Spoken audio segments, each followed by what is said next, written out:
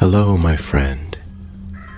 The world of magic, filled with legends and ancient tales, is opening its gates once again. Tonight, in the Gryffindor dormitory by the crackling fireplace, I will share another story with my friends.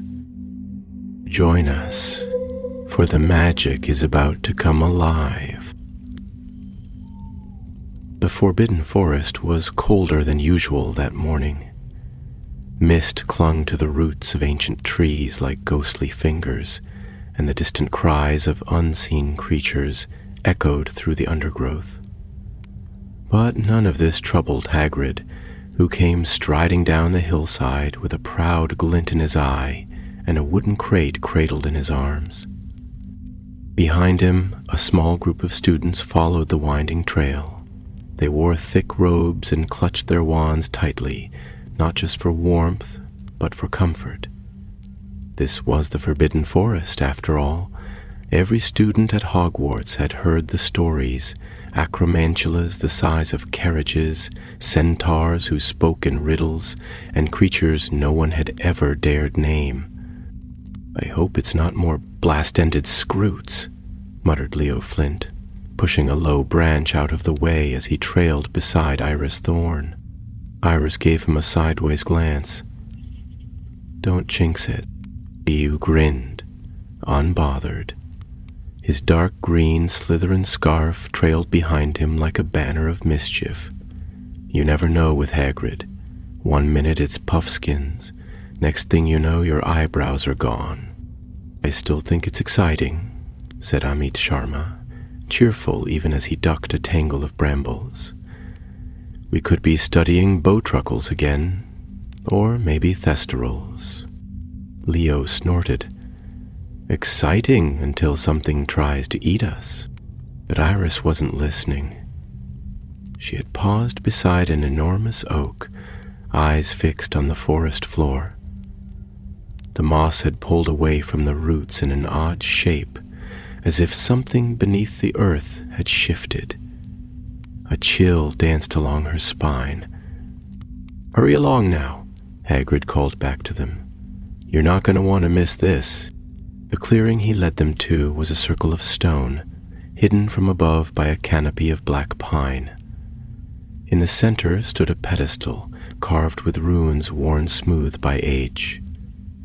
Hagrid set the crate down atop it and pulled off the lid. Inside, nestled in hay, were 3 small creatures. They looked like dragons, but not quite. Their scales shimmered in soft, silvery hues, and their eyes were closed, as if dreaming. Faint trails of smoke curled from their nostrils. "Moonscale drakelings," Hagrid announced with pride. "Rare little beasts. These 3 were found tucked away in a cave by some goblin traders up near the Grampians. Thought they were just rocks, they did, till one sneezed and set fire to their cloaks." The class leaned in, curiosity quickly replacing fear. Iris felt her heart stir. The drakelings were beautiful. Delicate but powerful, like living shards of starlight. One gave a tiny hiccup and belched a single spark. "Can we touch them?" she asked. With care, Hagrid nodded. "They're sensitive to magic and they dream deep. Sometimes, if you're near enough, they'll share their dreams with ye." Leo leaned close and squinted. "They don't look dangerous." "Oh, they're not," Hagrid said, voice lowering. "But where there's moonscale drakelings, there's often something older nearby. Something that's sleeping too." The words hung in the air like mist. Even the birds fell silent for a breath. "What kind of something?" Amit asked. But Hagrid didn't answer. His eyes scanned the tree line, and for a moment he looked uneasy. Suddenly, the ground gave a faint tremble, just once, subtle like a heartbeat beneath their feet.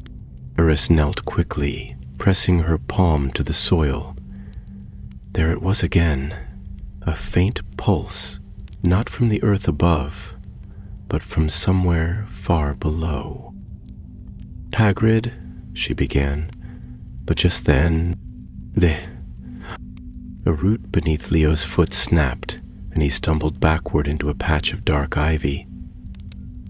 The ground gave way beneath him with a groan, revealing a hole just wide enough for a small body to tumble through. "Leo!" Iris shouted. She darted forward, reaching the edge of the pit. It wasn't deep, only a few feet down, but the earth had caved into what looked like a stone corridor. Not a cave, not a natural hollow, a hallway. Leo groaned and sat up, brushing dust from his robes. "I'm all right, I think." He blinked up at the others. "But you lot might want to see this." Hagrid moved toward the hole, brow furrowed. He looked into the shadows below and his face changed. Whatever he saw, it didn't please him. "Get out of there," he said gruffly. "Oh." Leo didn't argue. With help from Ameth, he scrambled back up. Iris was still staring into the hole, her thoughts whirring. She had seen something too, just a glimpse. A stone archway, ancient and moss-covered, and something etched above it in glittering gold. "Where the dragons sleep," she whispered, recalling the words. Hagrid turned sharply. "What did you say?" She looked up, startled. I saw the words. Above the arch." He was silent for a long moment. Then he carefully replaced the lid on the crate of drakelings. "We're done here," he said. "All of you back to the castle. No more forest lessons for a while." But Amit began. "No arguments." Hagrid's voice cracked through the clearing. Even the trees seemed to flinch. "This ain't the place for poking about. That arch is older than the forest. Older than the school." Leo frowned. "What's it doing here, then?" Hagrid didn't answer. His silence was louder than any warning. And so, with heavy hearts and too many questions, the students followed Hagrid back to the edge of the trees. The mist closed behind them, and the forest swallowed the secret once more. But Iris kept glancing back, because deep below the roots and the soil, something ancient was stirring, something that had been dreaming for a very long time. And dreams, as every witch and wizard knows, are sometimes better left undisturbed. The following day dawned wet and gray, with a fine drizzle slipping down the castle windows like trailing cobwebs. The chill had crept inside the stone corridors of Hogwarts, making the torches sputter, and students huddled in their robes as they shuffled to lessons. But even the damp could not wash away the unease that had settled in Iris's chest since their strange encounter in the forest. She had hardly slept the night before. Her thoughts kept returning to the archway beneath the earth, the gold writing, the pulse in the soil, the way Hagrid's face had changed. She had known Hagrid since first year, and had never seen him afraid before. Not like that. By lunchtime, news of the incident had already begun to spread, though no one outside the Care of Magical Creatures group seemed to know the details. Most believed someone had fallen into a badger den, or been frightened by a puffed-up porcupine. The truth, Iris suspected, had been quietly buried, just like the chamber they had seen. Leo, however, had taken a different view. He leaned across the long table in the great hall, ignoring his half-finished shepherd's pie, and whispered to her with a gleam in his eye. "I've checked the map," he said, referring to an old, secret copy of the Marauder's map that he'd swindled from a careless sixth year. "That bit of forest doesn't lead anywhere, not unless there's something under the castle we don't know about." Iris stirred her pumpkin soup, glancing sideways at Amit, who sat opposite with a book propped open behind his goblet. "Have you ever heard of dragons sleeping under HOGWARTS?" she asked him. Amit looked up quickly, eyes bright behind his round spectacles. "Not exactly," he said, lowering his voice. "But there are old stories from before the Founder's time. The land Hogwarts was built on was said to be enchanted. Wild magic, untamed. Some believed there were creatures living here long before witches or wizards walked the valley. Dragons were mentioned, but always in whispers." Leo scoffed, but not unkindly. "Whispers don't make much of a map." "No," Ami admitted, "but they make good hiding places." Before Iris could respond, a familiar heavy tread echoed across the hall, and all three looked up to see Hagrid entering through the staff door, shaking rainwater from his coat like a great bear. He didn't look toward the students. Instead, he walked straight to the high table and muttered something to Professor McGonagall, who gave him a sharp glance, then rose and swept from the hall, robes flaring. Something was happening. That night, the rain grew worse. Thunder rolled over the turrets of the castle, and wind howled across the battlements. The windows of Ravenclaw Tower rattled in their frames, and more than one portrait grumbled about draughts and leaky ceilings. Iris lay awake in her four-poster bed, the canopy drawn but useless against her racing thoughts. At 1:30, when she was quite certain that no one else was stirring, she slipped from bed, wrapped her cloak tight around her, and tiptoed out into the common room. The fire had burned low, throwing long shadows across the spiral bookshelves. She had almost reached the door when she heard a soft tap against the window. She turned. Leo was hovering just beyond the glass, soaked to the bone, his hood thrown back and wand alight. She opened the window with difficulty, letting in a blast of wind and rain. "Oh, you're mad," she hissed. "It's a storm." "Ah, all the better," he said, climbing inside. "Everyone's asleep. No patrols. We have to go back." "To the forest?" Iris stared at him. "Leo, we don't even know what that place is." "But we know it's important," he countered. "And we know Hagrid didn't want us to look further." "That's enough." There was a beat of silence before another voice joined them. "I agree." Amit stood on the stairs, fully dressed, wand tucked in his belt and a thin rope coiled over his shoulder. "If we're going, we'll need this. The slope into the pit might have gotten worse in the rain." Iris hesitated, her fingers curling around the wand in her pocket. Everything about the idea felt reckless, but the memory of the golden writing above that ancient door tugged at her. Where the dragons sleep. Something was waiting beneath the forest, and perhaps, just perhaps, it had begun to wake. They crept through the castle in silence, dodging the flickers of candlelight from patrolling ghosts and Filch's wandering lantern. The storm outside muffled their steps, and by the time they slipped through the gates beneath the invisibility cloak Leo had borrowed from the map's former owner, the ground was already sodden. The forbidden forest loomed ahead, its twisted branches clawing at the sky. But the trio did not hesitate. They knew the way. It took them longer than before.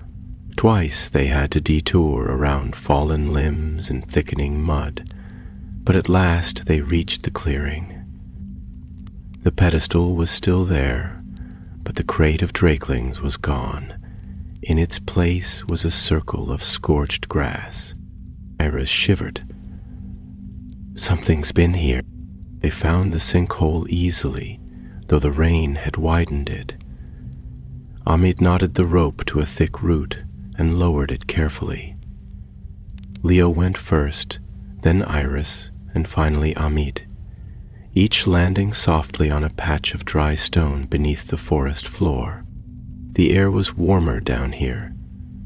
Still. Heavy. Before them, half buried in roots and soil, stood the archway. Now that they were closer, they could see the carvings around it. Twisting dragons, their tails wrapped around sleeping stars. The golden writing shimmered faintly in the dark. Iris stepped forward, whispering the words, "Where the dragons sleep." Leo ran his fingers along the stone. "What do you suppose is through there?" "No idea," Amit murmured, lighting his wand. "But I think we're about to find out." He touched the arch, and the stone began to shift. A low groan echoed through the earth. Dust trickled from the ceiling. Then, slowly, the arch cracked open like a mouth yawning after centuries of silence. Beyond it lay a tunnel, glowing faintly with pale blue light. And far in the distance, there came the sound of something stirring. Nright's footstep. Not water. Breathing. The tunnel stretched before them like the throat of some great beast, winding deep into the belly of the forest earth, its stone walls glistening with moisture and traced with silver veins that pulsed faintly beneath their wand light. There was no wind, yet the air moved, slow and rhythmic, as though drawn in and out by some vast, slumbering lungs far below. And the sound of that breathing, barely perceptible, clung to their ears like a whisper too ancient to understand. They did not speak for a long while as they followed the passage downward. Their footsteps rang softly against the stone, muffled by the dampness, and the farther they descended, the more the temperature changed. It was not cold in the way of dungeons or forgotten cellars. It was warm, faintly humid, and filled with the scent of ash and something older still, a dry, earthen tang like burnt parchment or scales left to smolder. Iris kept her wand raised and her eyes forward, though every part of her wanted to glance behind. The air pressed against her back in a way that made her feel watched, not by any one creature, but by the tunnel itself, as if it remembered things. Remembered footsteps, remembered voices, and had grown wary of them. Still, she pressed on, drawn by something she could not name but could not ignore either. Eventually, the passage leveled out, and the tunnel opened into a chamber so vast that their wand light barely touched its farthest corners. The ceiling rose into darkness, carved with arches supported by stone pillars shaped like great serpents coiling around one another, their jaws meeting at the keystones above. Strange symbols, older than runes, older perhaps than language itself, had been etched into the walls, some glowing faintly with that same silvery bulight that lined the tunnel. Amit was the first to break the silence.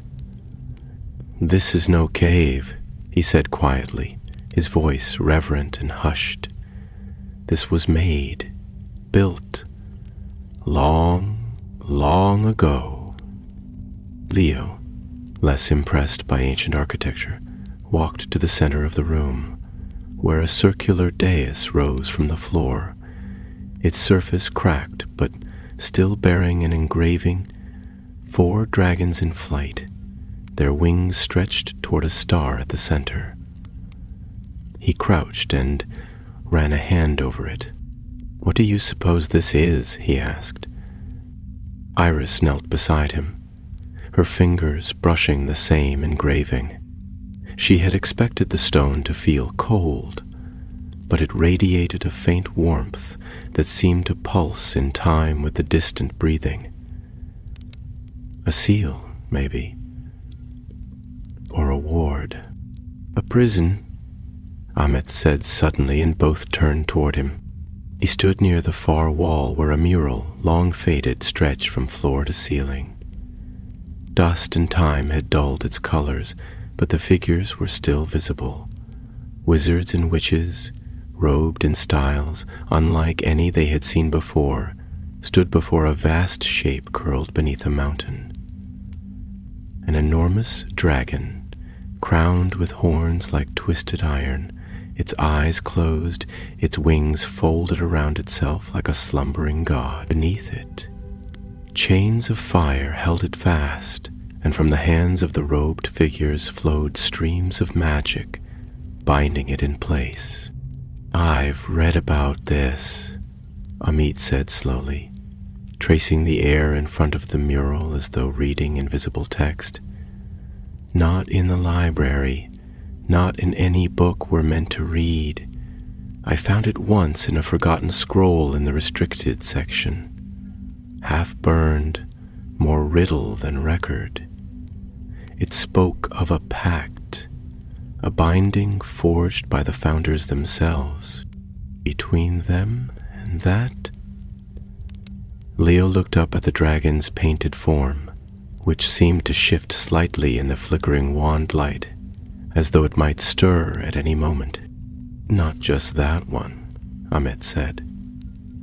"The pact wasn't with a single dragon, but with a lineage, an ancient breed long since vanished. Not wild dragons like the ones the Ministry deals with today. These were older, intelligent, magical beyond our understanding. They agreed to sleep beneath the school in exchange for sanctuary, for silence, and for secrecy. And someone's broken that pact," Iris said, her voice barely above a breath. "Something woke the drakelings." Leo stood, brushing his hands on his robes. "All right, so if someone disturbed all this, maybe they left a trail." The three split up to search the chamber. Dust coated everything, yet here and there the floor bore signs of disturbance, scrapes in the soot, footprints too fresh to be centuries old. Someone had been here recently, and not alone. Iris moved to a smaller alcove near the far side of the room, half concealed by a fallen column. What she found made her heart twist. It was a camp, rudimentary but unmistakable. A roll of parchment, empty ink bottles, a cracked lantern. And beneath a blanket of cloth, a satchel marked with the Hogwarts crest. She knelt and opened it. Inside were old lesson plans, a silver compass enchanted to point not north but toward something else, something magical, and a worn photograph tucked into the side pocket. The image was faded, but she recognized the figure instantly. Professor Piran Vetch, former Hogwarts Master of Magical Theory, dismissed 2 years ago after a classroom explosion that injured 2 students and left half a corridor sealed off for repair. The story had always been that he'd gone into seclusion in Albania, seeking rare magical texts. But Iris had always thought there was something odd about the sudden departure. And now her suspicions burned like fire in her chest. "Eve was here," she said, holding out the satchel as the others returned to her side. "Vetch, he found this place." Leo scowled. Why would he come down here? "To wake them," Amit replied, voice grim. "Or to use them. The pact is old magic, binding, sacred, dangerous. If he found a way to undo it..." A deep rumble shook the chamber, the floor trembling underfoot. The air shifted violently, and from the tunnel behind them came a gust of heat that scorched the back of Iris's neck. Something had awoken. They turned toward the sound, wands raised. From the shadows beyond the archway, a flicker of flame darted across the stone, quick and sinuous, like a serpent made of fire. Then came a second, larger tremor, and this time the breathing that had been so distant before now roared close, deep, guttural, and rising. "We need to leave," Iris said quickly. "Now." But even as they turned to flee, the tunnel behind them filled with blinding light, and from the heart of the chamber rose a terrible, echoing roar, not the voice of a creature in pain, nor hunger, nor rage, but awakening. The chamber trembled as though the very bones of the earth were shifting. Dust cascaded from the ceiling in soft, powdery curtains, and the silver light along the walls flared brighter for an instant before dimming again. Iris felt the vibration through her boots, through the stone, as though something vast had turned over in its sleep just below them. The mural depicting the bound dragon now seemed almost alive. The lines of fire that once chained the beast glowed faintly, and the creature's closed eyes shimmered as if a sliver of light had passed behind the painted lid. The three stood frozen, breath shallow and eyes wide, wands lifted but utterly unsure what spell might matter in the face of what loomed beneath. For a moment, Iris considered the possibility that they had already done too much, that even their presence here, however unintended, had played a part in disturbing the balance. But the satchel in her hand, the one that had belonged to Professor Vetch, made it clear they were not the first to walk these stones in centuries. The damage had already begun. Amit swallowed, his voice low and barely steady. "We must seal the archway. If the tunnel leads deeper and whatever's below is stirring, we need to buy ourselves time." Leo looked unconvinced, his brow furrowed as he stared toward the glowing passage. "Seal it with what? There's no door, and we haven't exactly got a team of curse breakers on hand." "We don't need to block the tunnel physically," Amit replied, already thumbing through a battered old journal he had pulled from his robes. "We only need to weave a ward strong enough to prevent entry or exit, at least temporarily. Something ancient, something grounded in place. There's enough old magic here to build upon." Iris didn't argue. She moved with the others toward the archway, the rhythmic heat from beyond now rising in waves, brushing past them like the exhale of a furnace. As they reached the entrance, she turned back for one last glance at the mural. The dragon's form still held, still curled in its ancient pose, but the light along the chains had grown dimmer than before, and the star at the center of the four circling dragons on the dais flickered uncertainly. Amit instructed them quickly, drawing runes on the stone with chalk enchanted to bind temporary protections. Leo focused the tip of his wand on the ground, muttering incantations under his breath that sent trails of blue fire weaving around the arch's base like roots seeking soil. Iris stood at the center and summoned her own magic, reaching out not with words but with will, imagining a barrier forming, strong, quiet, unbreakable. For a moment, it seemed to work. The tremors faded. The breathing grew distant once more. The arch flickered with soft, silver light, then dimmed. Relief washed through them all, but it was short-lived. From behind them came the soft, unmistakable sound of stone shifting. They turned in unison, wands raised, just in time to see a shadow emerge from the far corner of the chamber.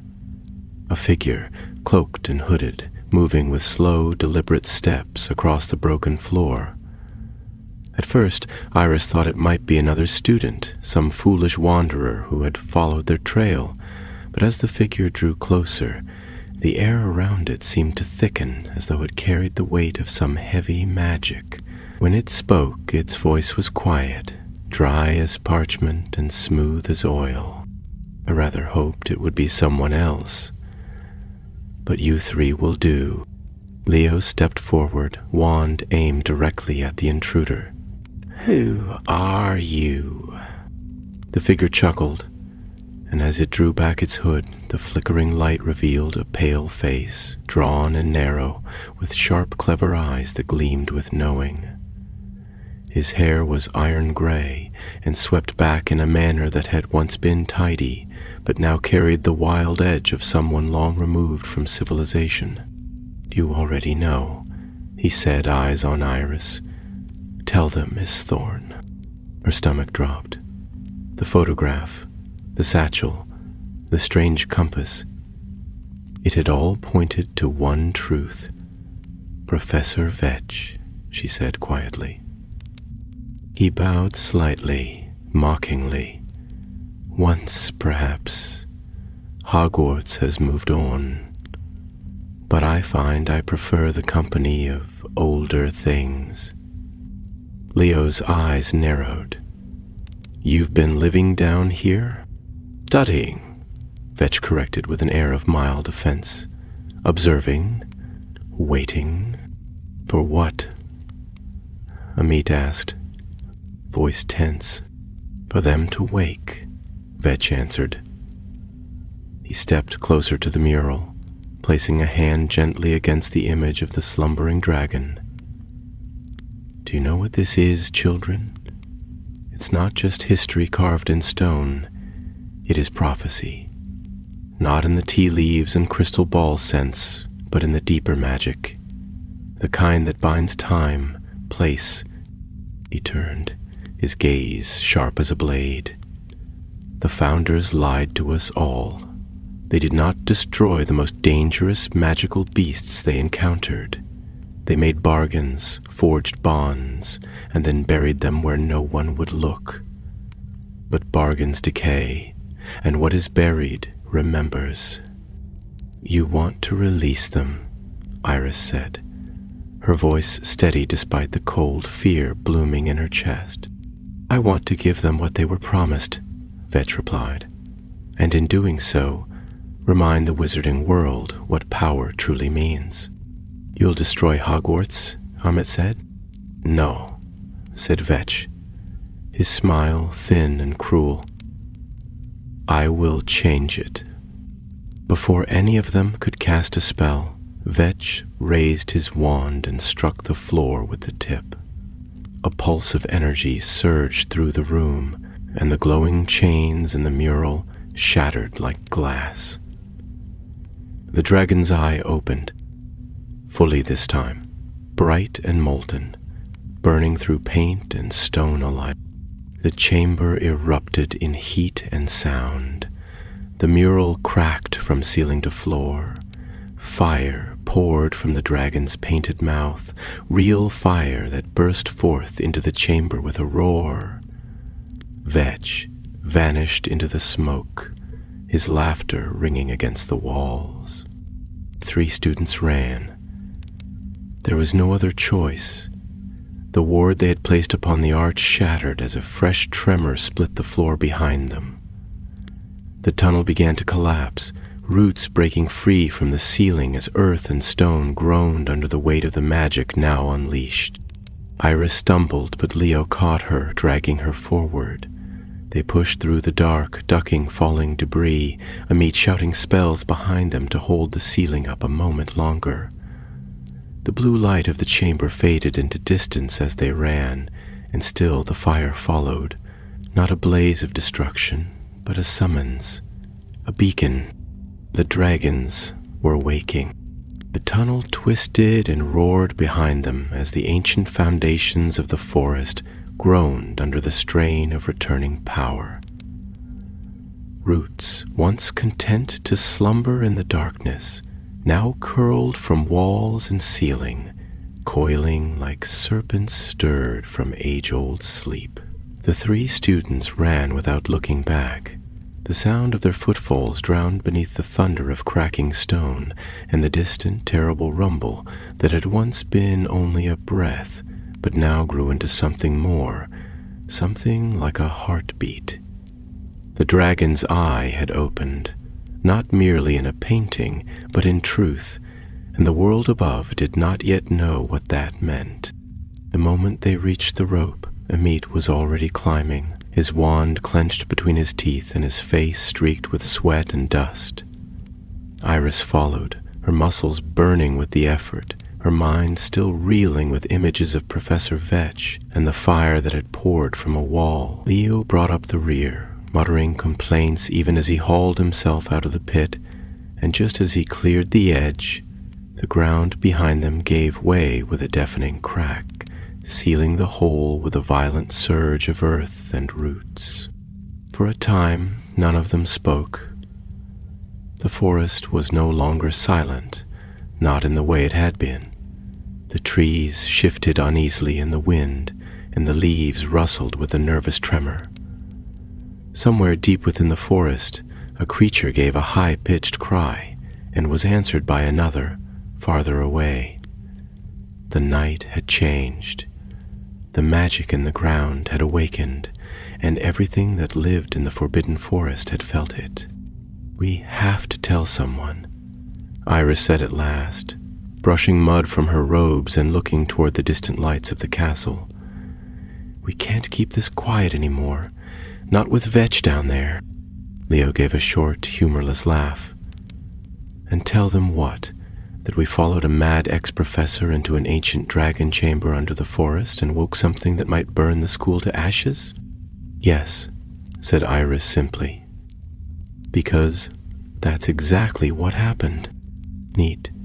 Amit, who had been watching the tree line with a worried expression, nodded. "If Vetch means to break the Pact of Flame entirely, we don't have long. That mural, it wasn't just art. It was a ward, a magical seal, and he shattered it." They started back toward the castle without another word. The path, which had once seemed well-worn and familiar, now felt strangely foreign. Trees loomed closer. Branches creaked like ancient joints turning for the first time in years.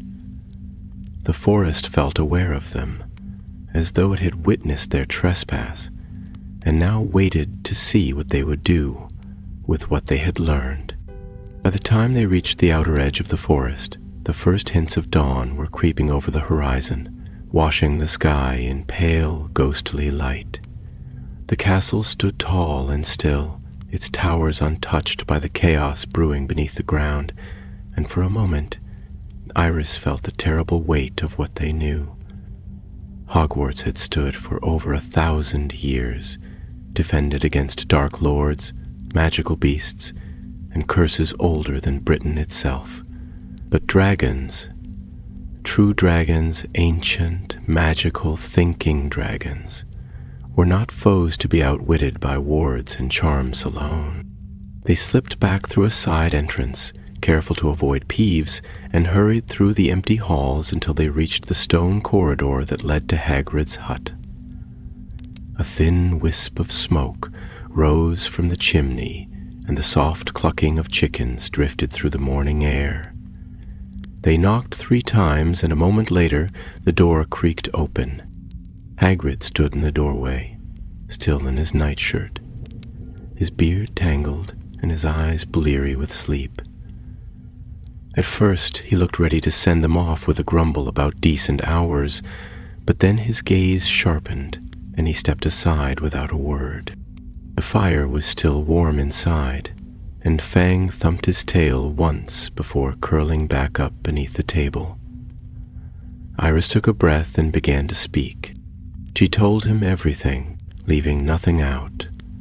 The hidden tunnel, the mural, the awakening dragon, and Vetch's appearance. As she spoke, Hagrid sat heavily on a worn armchair, his eyes growing darker with each word.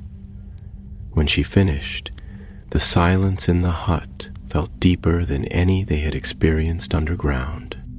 "I knew he'd gone pokin' where he shouldn't," Hagrid muttered finally, his voice low. "But I didn't think he'd find it. Not that place. Not the worm vault." Anit leaned forward. "Worm vault? Is that what it's called?" Hagrid nodded slowly. "That chamber beneath the forest. It's one of the oldest secrets the school keeps. Not many know it even exists. Not even all the headmasters. The founders built it themselves, buried it deep to hold the last of the flame-bound, dragons that didn't fit the world anymore. Too smart, too proud, they made a pact. Peace for silence, sanctuary for sleep. That vault's supposed to hold the last of their dreams." Leo frowned. "Then Vetch means to break the pact. He said the world had forgotten true power." Hagrid's face was grim as stone. "If he wakes 'em, there won't be no world left to remember anything. They don't rise like wild dragons do. They rise with purpose, with memory, and with fire meant to reshape things." Iris felt her stomach twist. "How do we stop him?" "You don't," Hagrid said, not unkindly. "Not on your own. This is beyond you now, beyond all of us. I'll speak to the headmistress. She'll need to summon the Circle of Wards, maybe even contact the Department of Ancient Magic. This ain't a school problem anymore. It's a world problem." Amit opened his mouth to argue, but Hagrid raised a hand. "I know. Ye want to help. And I won't stop ye if things turn worse.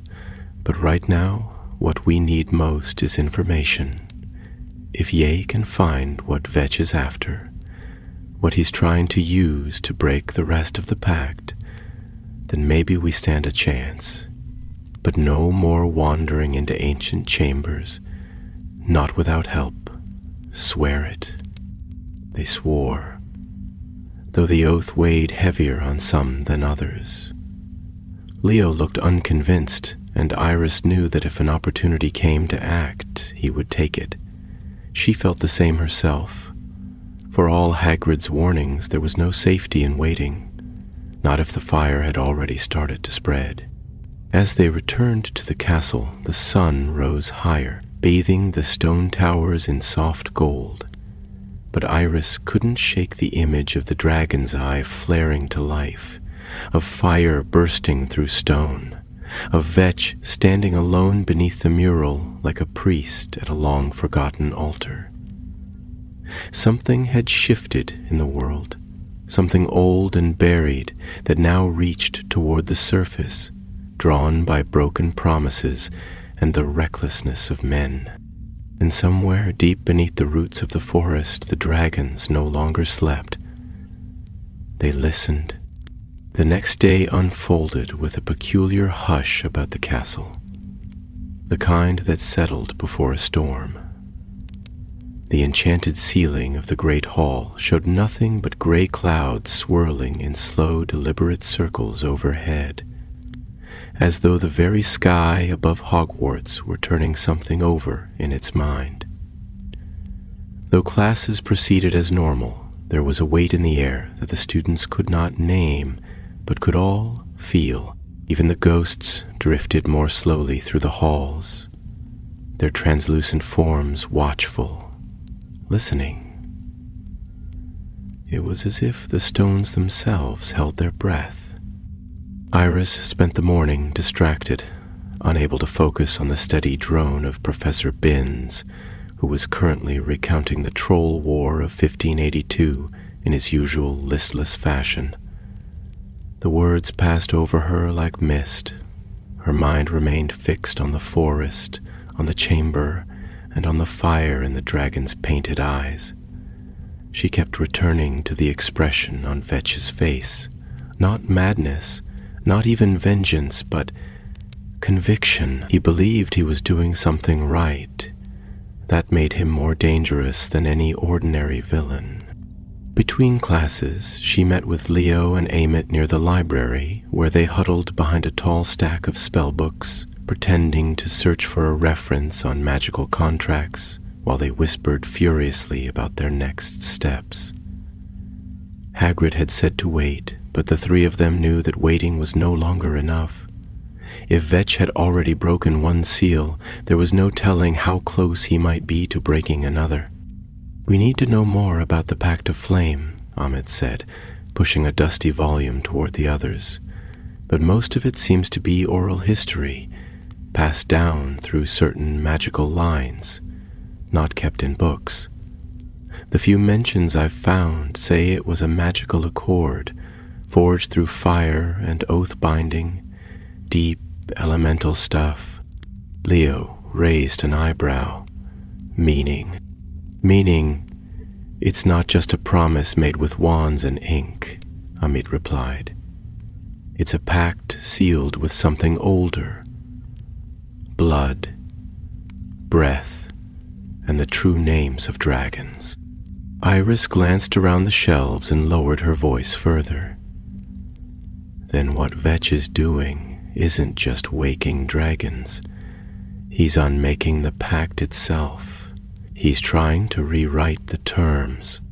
But to do that," Amit continued, flipping pages with growing excitement, "he'd need more than courage and arrogance.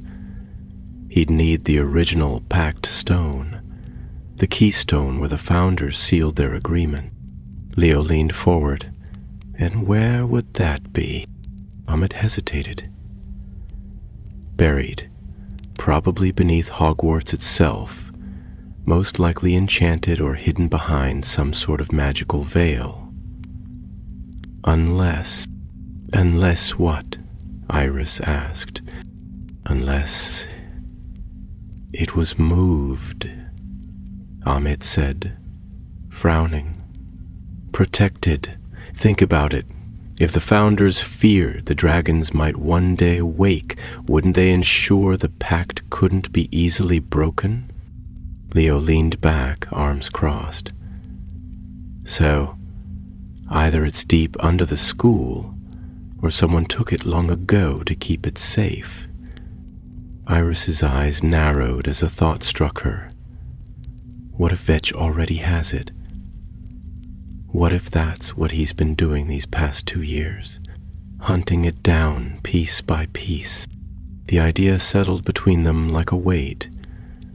If Vetch already possessed the Pact Stone, then he had more than ambition. He had a key. That afternoon, they slipped away during a break in lessons and made their way back to the only place in the castle that might hold records old enough, secret enough, and forgotten enough to tell them what they needed. The restricted section of the library, under the guise of doing research for an advanced arithmancy project. And with a hastily forged note, Amit had enchanted with a spell that mimicked Professor Vector's handwriting. They were granted temporary access by Madame Pince, who squinted at them as if she suspected trouble, but had no evidence to deny them entry.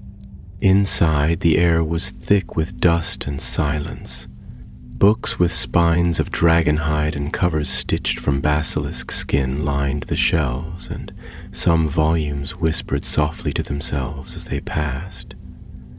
Iris led the way toward a shelf labeled Early Founders Texts, secured entries, where she began scanning titles with trembling fingers. It was Leo who found it. A thin, black volume, bound with a bronze clasp shaped like a serpent swallowing its own tail. There was no title, no author. Only a strange, tinkling warmth when he touched it. "I don't like it," he muttered, passing it to Iris, "but I think it's what we need." She opened it carefully, half expecting the pages to vanish or scream. Instead, what met her eyes was delicate script, looping and refined in faded brown ink. The first entry was dated 987 AD. We the four, in solemn purpose and bond, place our trust in the pact of flame, that it shall bind the Wyrmkin in slumber and shield the future from their wrath, their wisdom, and their fire. Iris felt her hands tremble slightly as she turned the page. The book detailed the forging of the pact, how the four founders had not fought the dragons but spoken with them. Rowena Ravenclaw had crafted the runes that would hold their dreams in place. Godrich Gryffindor had given blood to seal the oath. Helga Hufflepuff had shaped the chamber that would become their sanctuary, and Salazar Slytherin had spoken their names, their true names, to give the binding power. "Here," Ahmed whispered, pointing to a passage near the end of the entry. "The keystone is placed in the Grove of Horns, where the forest remembers the first fire. Let none disturb it, lest flame wake and pact unravel." Leo looked up sharply. The Grove of Horns? Hushed stories had passed through the school for years of a place deep in the forbidden forest, overgrown and hidden, where trees grew in strange spirals and no creature dared linger long. Centaurs avoided it. The air there was said to shimmer even in winter. If the keystone had been placed there, then it had always been just beyond reach, but never far away. Iris closed the book slowly. "We have to find it." "Agreed," said Ahmed, already reaching for his bag. "Tonight, but not alone," Leo added, glancing toward the shadows between the shelves. "And not unprepared." That night, as the castle quieted and the stars blinked down over the towers, the three gathered again, this time with cloaks thick enough to guard against enchantments, potions brewed from stolen supplies, and wands at the ready. They slipped once more beyond the gates, into a forest that no longer simply felt dangerous, but aware. Something watched from behind the trunks, unseen but present, and the path twisted with a purpose not of their making. They were halfway to the clearing where the sinkhole had been when the air shifted. A low sound, almost like a voice, threaded through the trees. Not speech, but a vibration that curled into their ears and settled in their bones. It came from ahead, from the direction of the grove, and beneath it all, once again, came the sound of breathing. The deeper they ventured into the forbidden forest, the more the trees seemed to shift in mood. The branches hung lower, their bark darkening with slick moss and age-old scars, and the very ground beneath their feet grew uneven, riddled with knotted roots and hidden stones.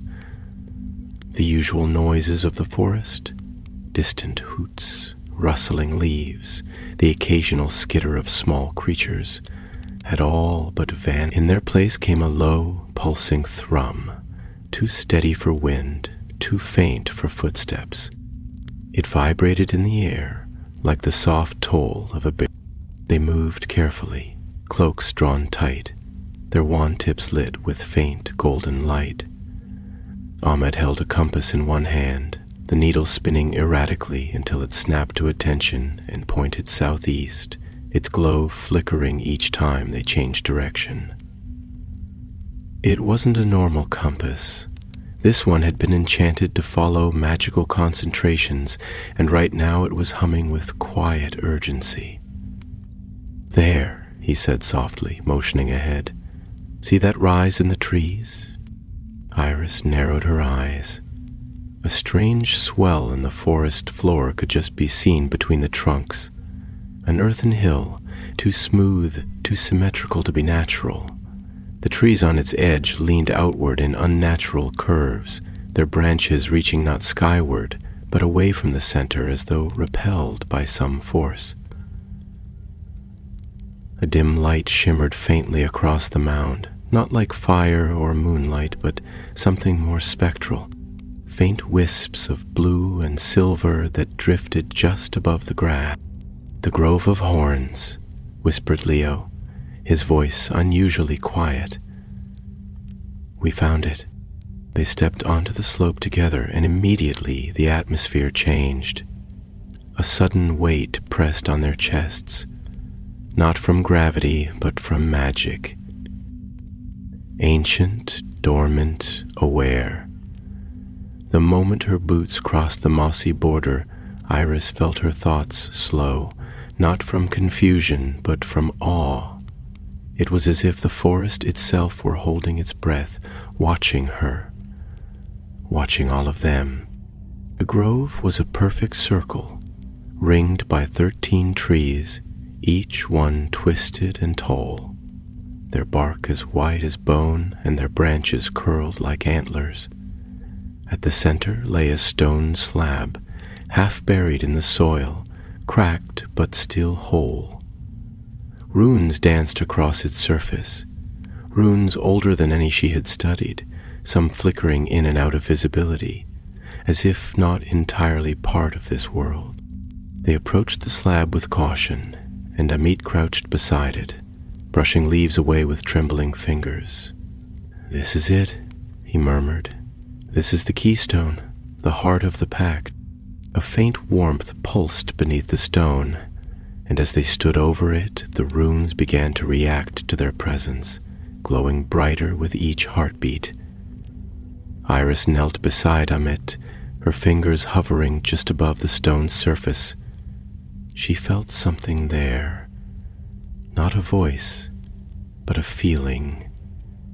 Pride, memory, warning. Leo was pacing the grove's edge, eyes scanning the shadows between the trees.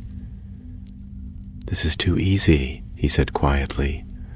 "No traps, no guards, no wards to stop us." "That's because it wasn't meant to be taken," Amit replied. "The magic here doesn't keep people out. It keeps the pact in." "But vetch means to rip it out," Iris added. "Or worse, rewrite it." A sound cut through the air then.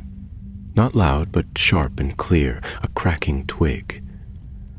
Leo spun, wand raised, and Amith stood quickly, shielding the stone with his body.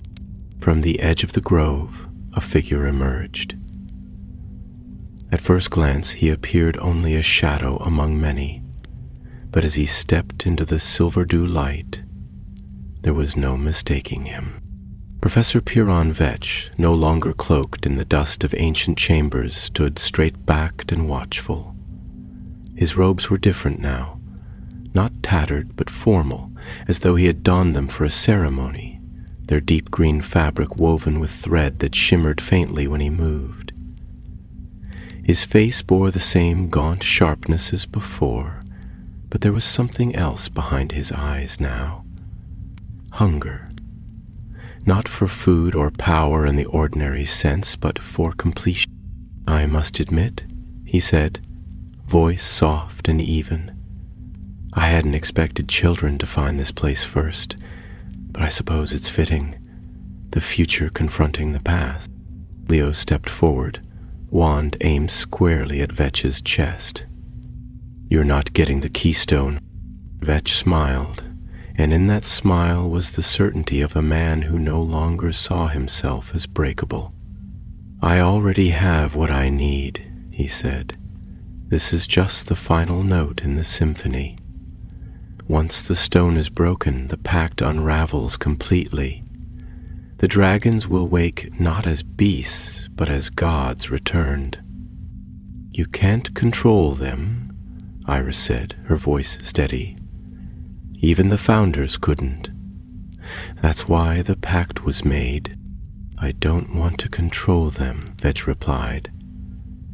"I want to free them, to let the old magic rise again and burn away what this world has become, weak, afraid, forgetful.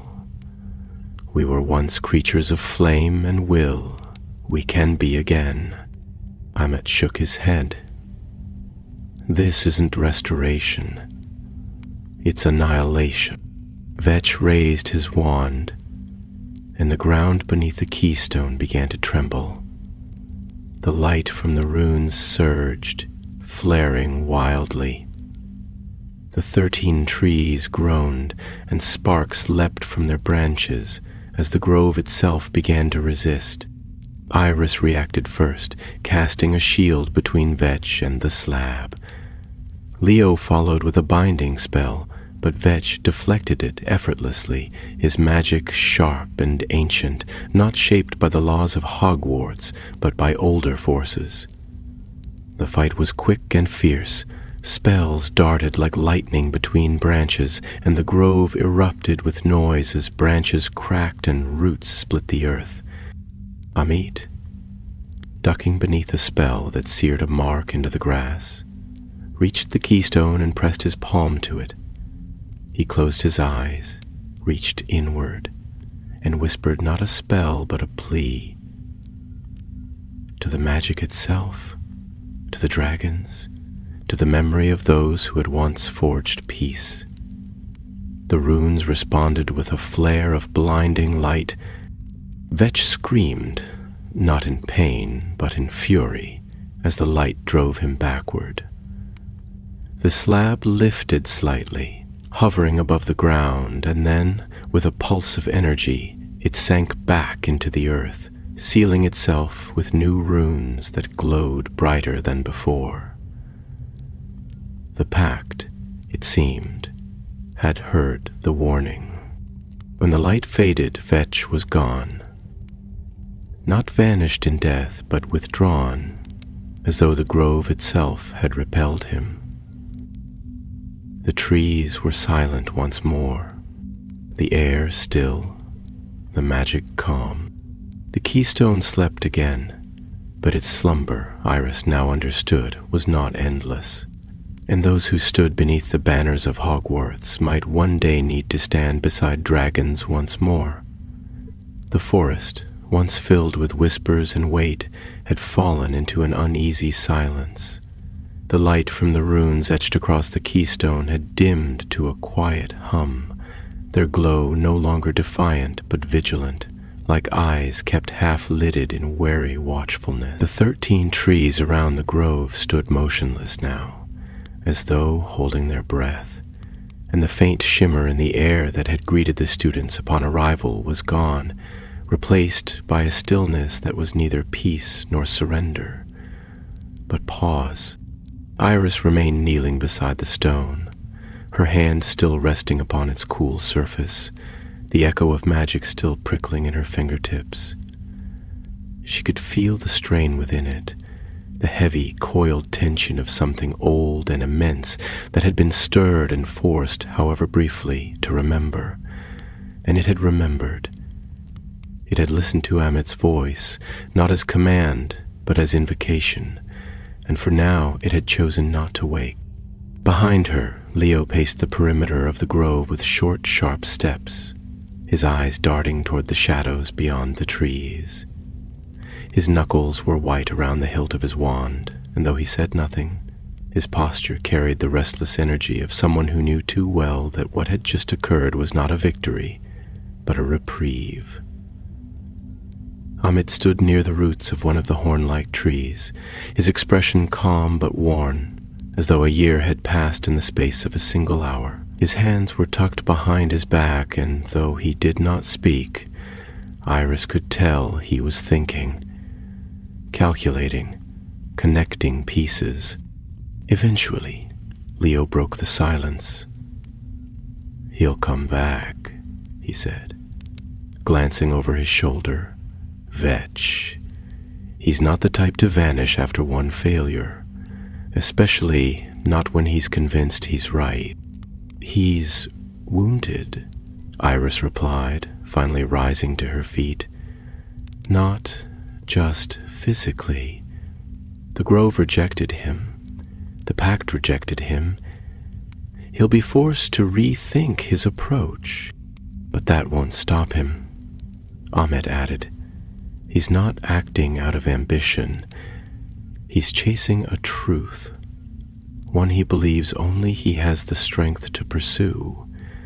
That kind of conviction doesn't end with a magical rebuff. It festers.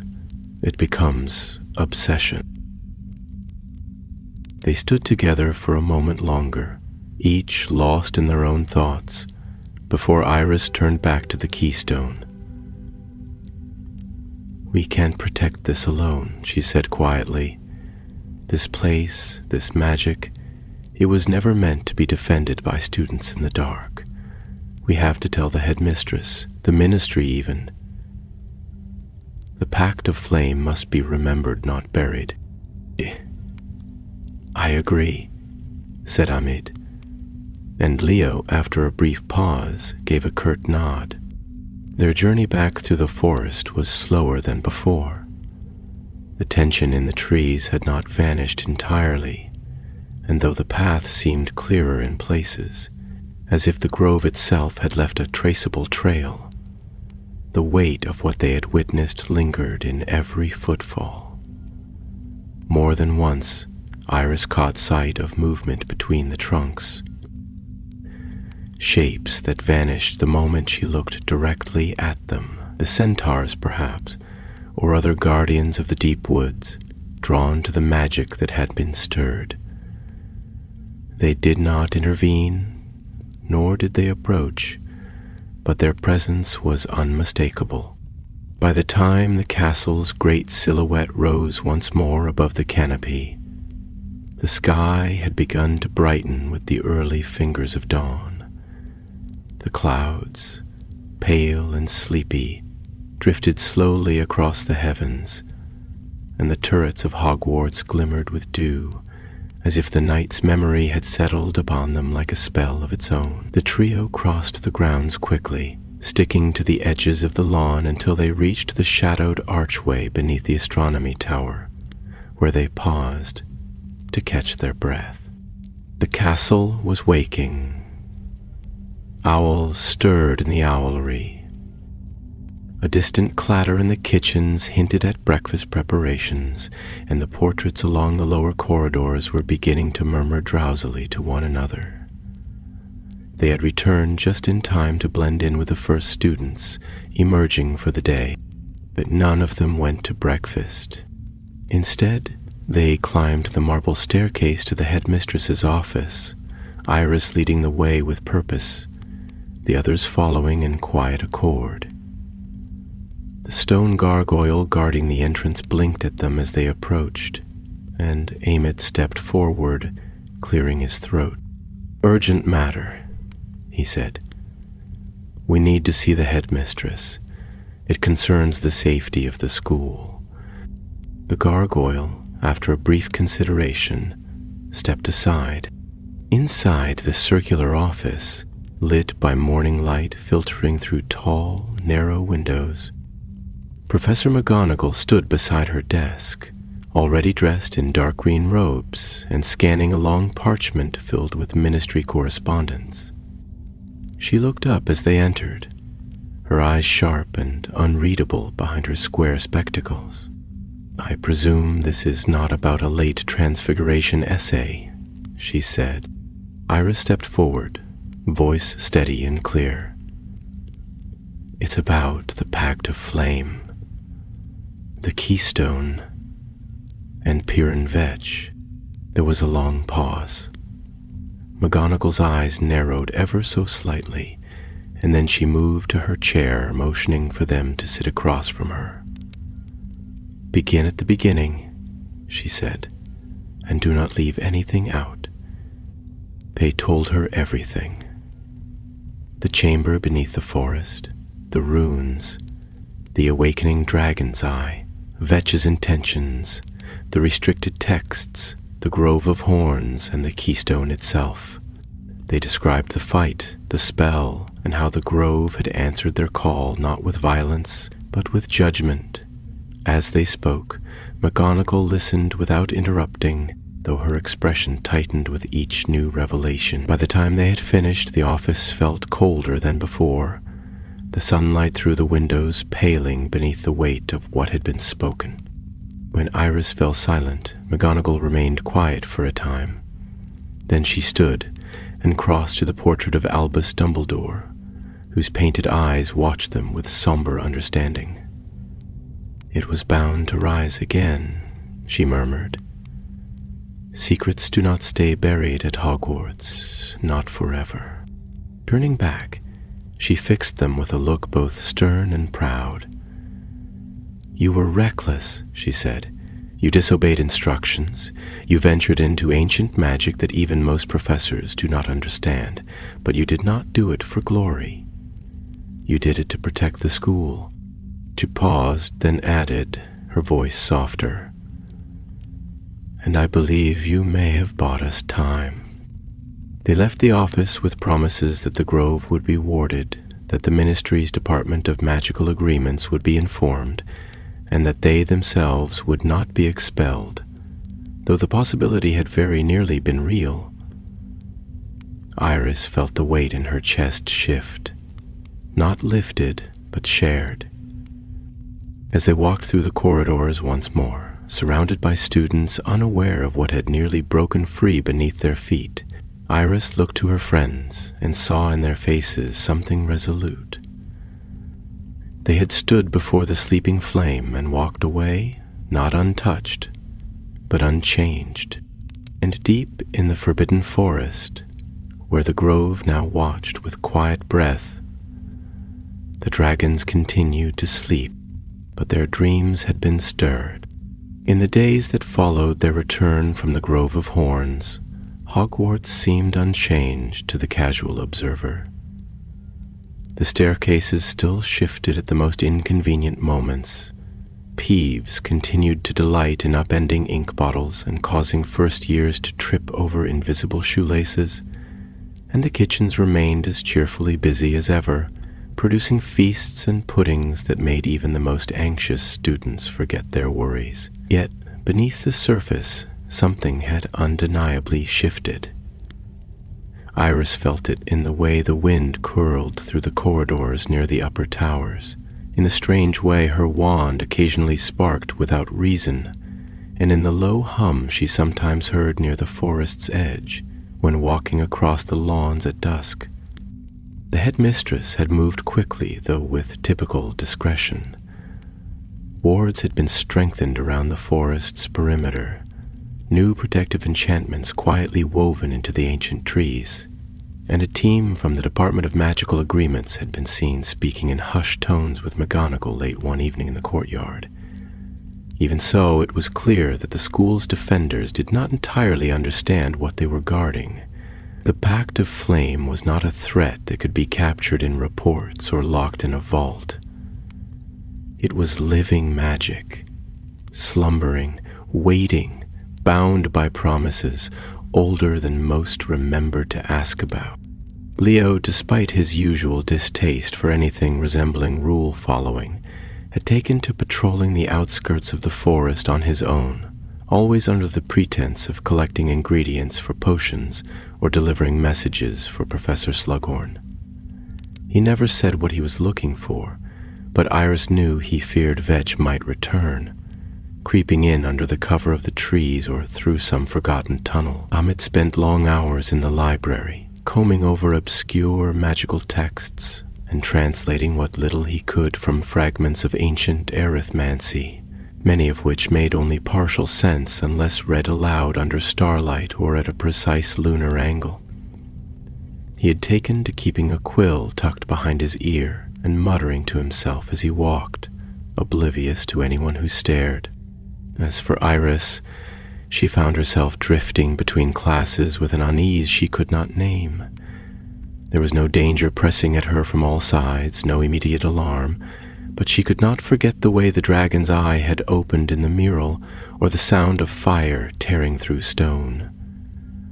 Her dreams were filled with the scent of scorched moss, with the weight of wings overhead, and with the voice of the forest calling, not with fear, but with memory. It was nearly a week later when the next sign came. They were in the Greenhouse 3, hunched over trays of moon moss that required harvesting only at twilight, when the faint silvery spores could be collected without triggering their defensive aroma. Professor Sprout was instructing the class in careful, deliberate tones, and the soft glow of the enchanted lanterns overhead bathed everything in an amber haze. Iris was trimming a vine with her wand when she felt it, that sudden chill, like the air had drawn back from her skin. Leo looked up at the same moment, his brow furrowed. "Did you feel that?" Amit, on the other side of the bench, had frozen mid-cut. "It's happening again." Within seconds, the moss began to shimmer, not softly but violently, as if reacting to some force that had nothing to do with light or time.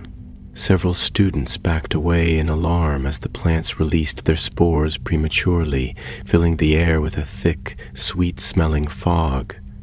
Professor Sprout tried to calm them, but before she could restore order, the ground gave a sudden, decisive tremor beneath their feet. It was brief, but unmistakable.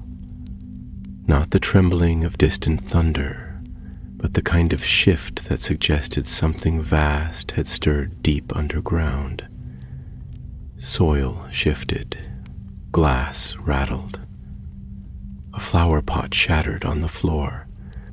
When it stopped, silence reigned for several long seconds. Iris slowly stood upright, her wand raised, and exchanged a look with Leo and Amit. None of them said a word, but the understanding passed between them like a gust of wind. Something had moved.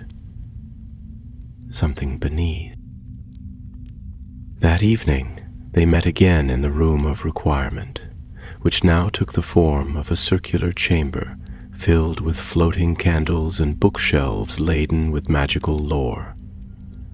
The room had long served the students of Hogwarts as a refuge, a training ground, even a sanctuary.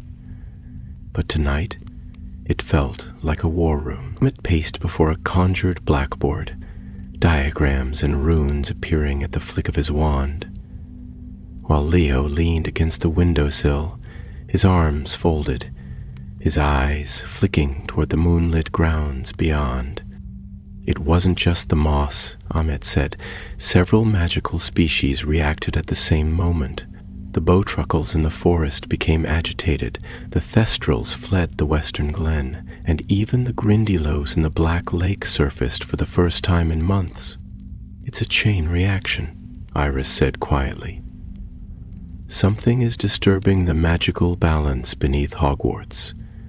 The pact is being strained, or pulled," Leo added, "pulled toward breaking." Amit pointed to a glowing rune on the board.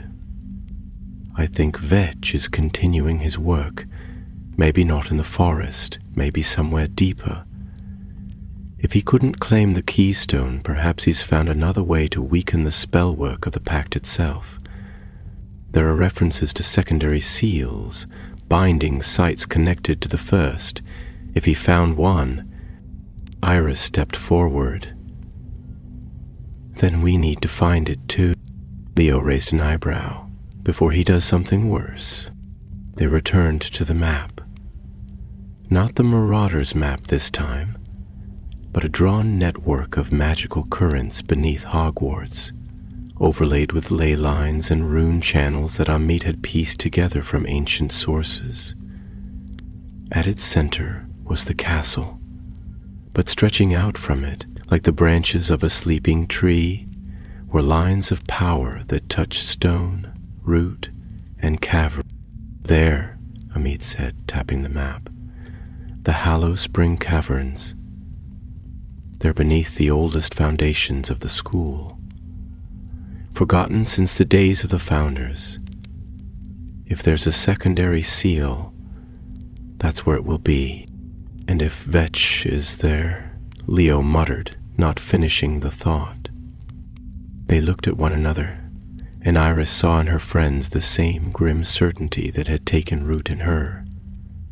This was no longer just about waking dragons or stopping a single madman.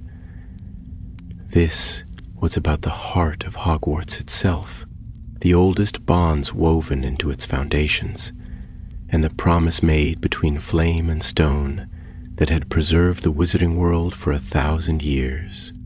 And now, that promise was being undone. The entrance to the Hallow Spring Caverns was not marked on any modern map of Hogwarts, nor mentioned in any official text, but Amit had pieced together enough clues from fractured manuscripts and whispered legends to trace it to a forgotten corridor deep beneath the castle, near the sub-levels once used for potion storage during the castle's earliest centuries. They moved quietly through the passageways after curfew, cloaked beneath a disillusionment charm Iris had cast with particular care, the soft shimmer of the spell keeping them hidden from the portraits that lined the walls, many of which were already dozing in their frames. By the time they reached the lower stairwell, the air had changed. It had grown colder, not the chill of winter, but of stone that had never known sunlight, and the very torches lining the walls flickered with an odd greenish hue, as though reacting to something long buried just beneath their flames. Leo drew his wand and muttered a low detection charm, his eyes scanning the walls. It was Amit who found the hidden door, concealed behind a crooked statue of a hooded witch holding a twisted staff. There was no handle, only a rune etched in the stone where her eyes should have been. When Amit touched it with the tip of his wand and whispered a phrase in old runes, the statue shuddered and drew back into the wall, revealing a narrow, spiraling staircase that descended into darkness. The passage beyond was tight and damp, lined with stone slick from the steady drip of water that echoed with every step they took. It wound deeper than any of them had expected, deeper even than the Chamber of Secrets, it seemed, for the air itself grew heavier, more ancient, as though the very walls remembered a time before wands and books and houses named for founders. At last the stair opened into a wide cavern, its walls smooth and glistening like they had been carved not by hand, but by the slow, inexorable passage of time. At the center was a pool, silent, perfectly still, its surface silvered by some unseen light above. Surrounding it were 4 stone plinths, each bearing a different mark. A flame, a feather, a spiral, and a claw. "This must be it," Amit said, voice low with awe. "The Hallow Spring. This pool is mentioned in one of the earliest references to the pact. The founders sealed not only the dragons, but the roots of their magic here, using this place as a wellspring to anchor the enchantments. This is a binding chamber. And one of the seals is here," Iris added, stepping slowly toward the edge of the water. "This is what Vetch is after. If he can disrupt the power here, the other bindings will start to fail." Leo circled the chamber cautiously, wand alight. "Then he's already been here," he said grimly. "Look, footprints, fresh." They followed the trail through the cavern to the far end, where a smaller chamber branched off. Here the walls were covered in runes, carved in a spiraling script that danced before their eyes when they looked too closely. But it was not the carvings that held their attention. It was the object placed in the center of the room. It was a vessel, no larger than a goblet, fashioned of obsidian and bound in rings of bronze. Within it shimmered a swirling liquid that looked neither entirely like water nor fire, but something between. Magic in liquid form. The vessel pulsed gently, like a living heart. "It's part of the seal," Amit breathed. "One of the anchors." Iris stepped closer, her brow furrowed. It's been tampered with. Sure enough, the bronze rings bore scorch marks, and one of the binding glyphs had been partially melted, as though exposed to heat far beyond that of normal spell work. Leo examined it carefully and scowled. He's weakening it, not destroying it all at once, just cracking it bit by bit. Suddenly, a sound echoed from the main cavern, a faint shuffle, followed by the unmistakable scrape of boots on stone. They froze, hearts pounding, as a figure stepped into the hollow spring. Vetch. He no longer wore the elegance of robes or the careful guise of a professor. His cloak was tattered, the hem burnt and clinging to his legs, and his face, once sharp and calculating, had grown gaunt and hollow-eyed, his expression a feverish mix of triumph and exhaustion. Yet his wand was steady in his hand, and his voice, when it came, was smooth as ever. "You're too late," he said, stepping into the light. "The seal is already unraveling. The heart of the pact beats slower each night. Soon it will stop." Iris stood firm, wand raised. "You've lost once already." "And learned from it," Vetch replied. "The grove was not the end. It was the beginning. That place rejected me because I tried to take control. But here, in the deep heart of the castle, I can invite the dragons to rise. No compulsion, no force, only a question, and they will answer." Amit stepped forward. The pact was not just magic, it was trust. "You're not offering them freedom. You're offering them fire and blood." Vetch's eyes gleamed. "And what else do they deserve after centuries buried by cowards and scholars? The world has forgotten wonder, forgotten power. The dragons will remind them." Leo didn't wait for a speech to finish.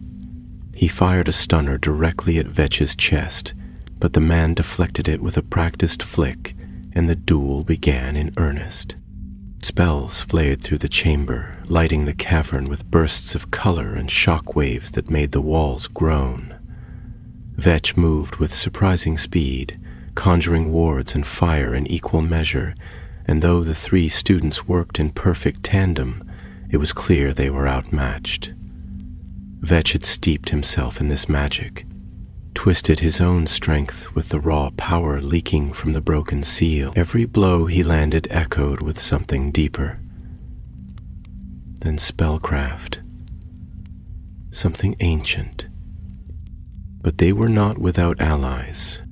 The chamber itself, the Hallow Spring, began to react, not violently, but decisively.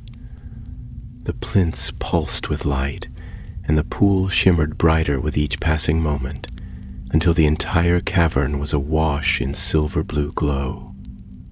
Runes flared back to life on the walls, responding to the presence of those who had come not to unbind, but to protect. Iris saw the opening. She shouted a spell not taught in any class, one she had read in the Founder's journal. The binding call, meant to reaffirm the pact. Her voice rang through the chamber, and the pool surged upward, casting a radiant arc of energy that struck Vetch in the chest and knocked him backward against the stone. The vessel in the side chamber pulsed, then sealed itself once more, the broken glyph reforming in gold.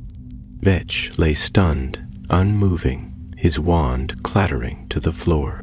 The chamber fell quiet, save for the slow, steady hum of the magic that surrounded them. It was not over. None of them thought that. But the seal had held, and the Hallow Spring had remembered its purpose, not to destroy, but to protect. The spell had left a soft crackle in the air, a faint shimmer that clung to their robes and hair like morning frost. The hollow spring chamber pulsed gently with renewed energy, its runes no longer dimmed or cracked, but steady, as though the magic itself had taken a deep breath and slowly exhaled. The plinths surrounding the pool now glowed with a cool, steady light, no longer flaring in pain or warning, but bearing the quiet strength of ancient wards reaffirmed. Iris knelt beside Vetch's motionless form, her wand still drawn but lowered now, and felt a strange mix of emotions flood her chest. Relief, certainly, but it was not the triumphant kind. It was heavy, threaded with sadness, looking down at the man who had once been a professor, a scholar, perhaps even a man who had once cared about knowledge more than power. She could not help but feel that he had been consumed by his own grief, his brilliance twisted by the need to rewrite what time had already claimed. Auden stepped forward and scanned the room with wary eyes, casting a series of confirming charms that echoed softly as they passed through the stone. "The binding holds," he said at last. "The vessel is stable. The seal won't break again, not without a much greater force than what he brought here." Leo leaned against one of the plinths, still breathing hard from the fight, his wand arm trembling slightly, though he tried to hide it. "So, what do we do with him?" he asked, nodding toward Vetch. "Drag him back up the stairs and toss him on the headmistress's desk?" "Not quite," Iris said, standing slowly. "But we do take him back. Alive. He needs to face what he's done." They fashioned a makeshift stretcher from old cloaks and levitation spells, securing Vetch carefully and binding his wand with magical cord. As they turned back toward the passage, Iris glanced once more at the Hallow Spring pool. The surface was mirror still once again, but for a heartbeat, she thought she saw something stir beneath it. Not a shape or a figure, but an impression like a wing passing beneath the surface of still water. It was gone before she could be sure. Yet she knew, in the same way she had felt the grove watching them, that something down here had seen everything and remembered it. Their journey back through the tunnel was quieter, each step echoing with finality. Though they were physically unharmed, each of them bore the marks of what had happened in that chamber. The magic had tested them, not just their strength, but their purpose. It had pressed upon their convictions and demanded proof that they understood the stakes. And somehow, together, they had been found worthy. The halls of the castle above had already fallen into late evening calm by the time they reached the headmistress's office. The stair to her tower turned smoothly at the sound of Amit's voice, and they ascended in silence, the magical stretcher hovering behind them like a silent shadow. Professor McGonagall was standing at the window when they arrived, her silhouette framed by the glow of lanterns along the distant Quidditch pitch. She turned slowly at the sound of the door and looked first at the three students, then at the unconscious man suspended between them. "You found him," she said simply. "We found more than him," Iris replied. They told her everything, of the hollow spring, of the broken seal, of Vetch's attempt to summon the dragons through invitation rather than force. They explained how the pact had been reaffirmed, how the runes had responded not with hostility, but with a kind of ancient logic, a will that valued intent as much as power.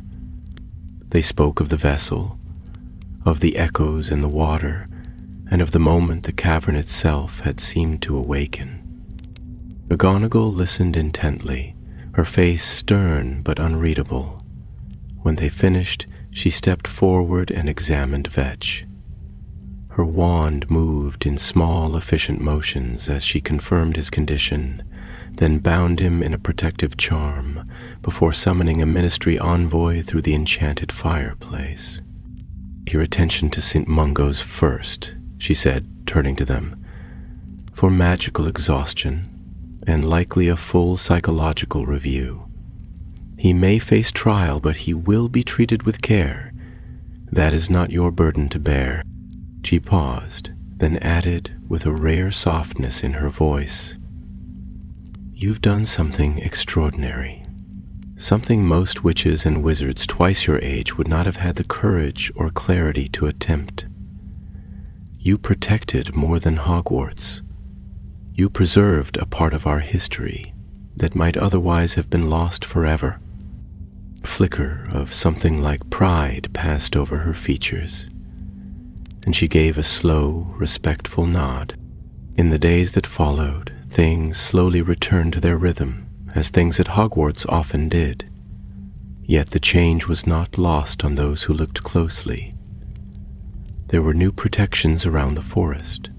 The staff exchanged glances more often at meetings, and more than once Iris noticed professors speaking to centaur envoys just beyond the edge of the trees. The Hallow Spring was sealed once more, but its presence had been acknowledged.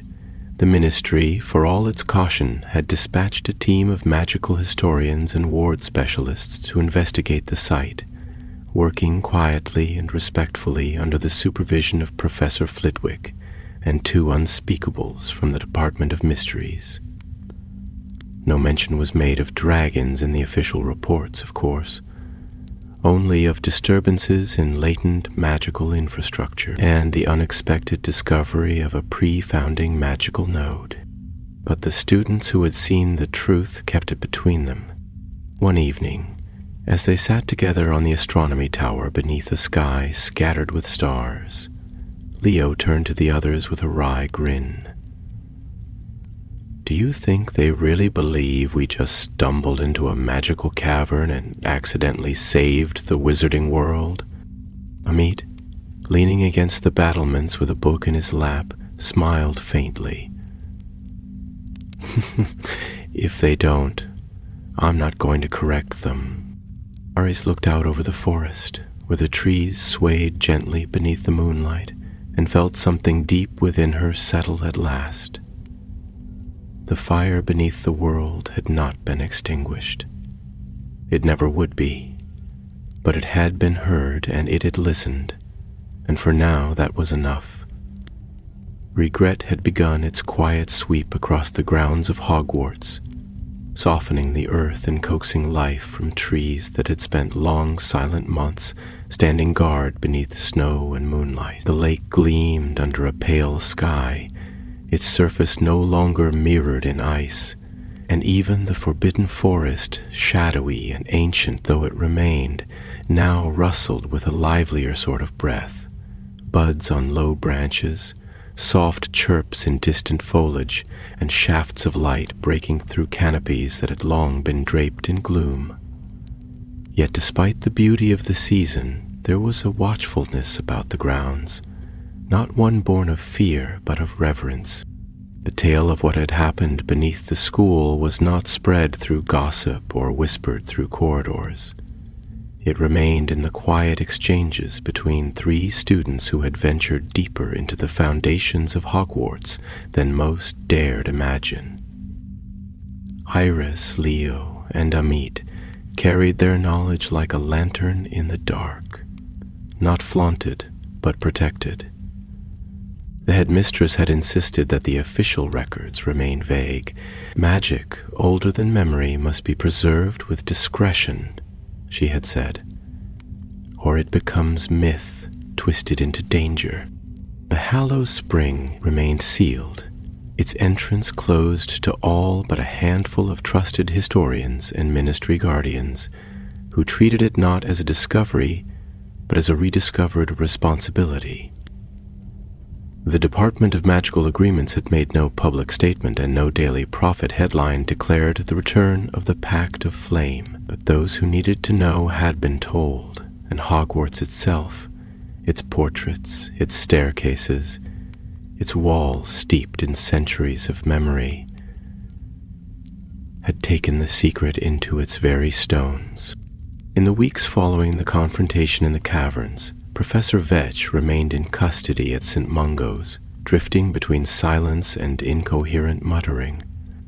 The healers spoke of magical trauma, of spells that had turned too far inward, of a man who had stared too long into magic not meant to be wielded alone.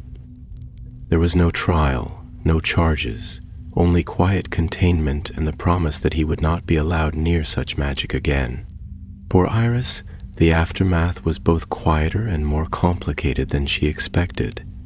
There were no awards, no ceremonies, no plaques hung in corridors. And yet something within her had changed. She had faced power. Real, raw, unshaped power. And made a choice not just to resist it, but to listen to it. To understand that the oldest kinds of strength required restraint and responsibility more than brilliance. She still walked the corridors with her books tucked under her arm, still answered questions in class and studied in the library, but now, every time she passed a torch that flickered a shade too blue, or felt the floor hum beneath her feet during a storm, she knew what slept far below. Leo, of course, had returned to his usual antics in short order. He was once again the architect of sudden fireworks displays at dinner, and the source of several alarming but ultimately harmless incidents involving enchanted suits of armor. But when he stood on the edge of the forest, looking into its depths, the smirk faded from his face, and his fingers curled just a little tighter around his wand. Amit grew quieter in the weeks after.